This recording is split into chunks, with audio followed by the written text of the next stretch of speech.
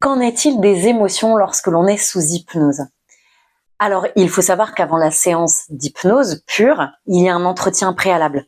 Cet entretien préalable va avoir comme objectif de comprendre ce qui se joue en lien avec le motif de votre consultation. On va aller chercher à comprendre en tant qu'hypnothérapeute ce qu'il se passe, qu'est-ce qui se passe à l'intérieur de vous, quelles sont les émotions qui rentrent en conflit avec vos valeurs, avec vos croyances, et qui créent aujourd'hui une situation, peut-être à répétition, un comportement répétitif qui vous pose problème dans votre quotidien. Ça, c'est l'entretien préalable, qui peut déjà être un peu remuant parce qu'on va aller parler de certaines choses, peut-être qui concernent un événement en particulier, une situation, ou alors une personne en particulier, ce qui peut être remuant et chamboulant. Au moment de la mise sous hypnose, donc il y a cette induction hypnotique qui va être utilisée pour vous mettre dans l'état d'hypnose. Et une fois que vous serez pleinement dans cet état d'hypnose, il peut y avoir des émotions. Pourquoi? Parce que l'état d'hypnose va vous permettre d'aller vous connecter à votre inconscient.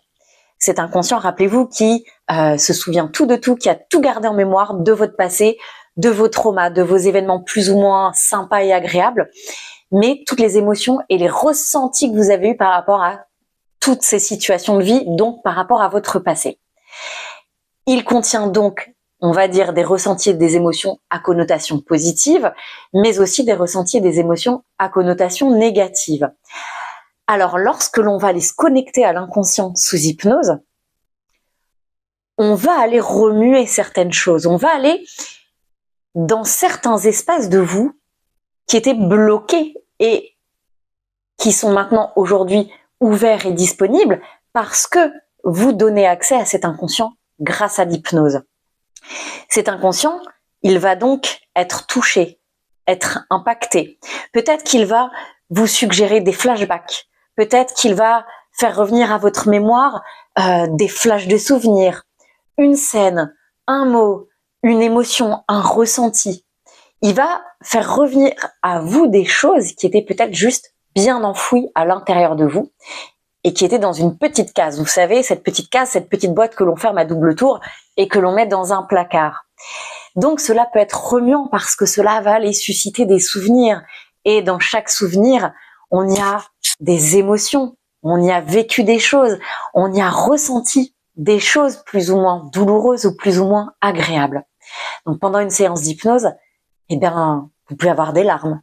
Vous pouvez avoir des larmes qui coulent de manière très forte.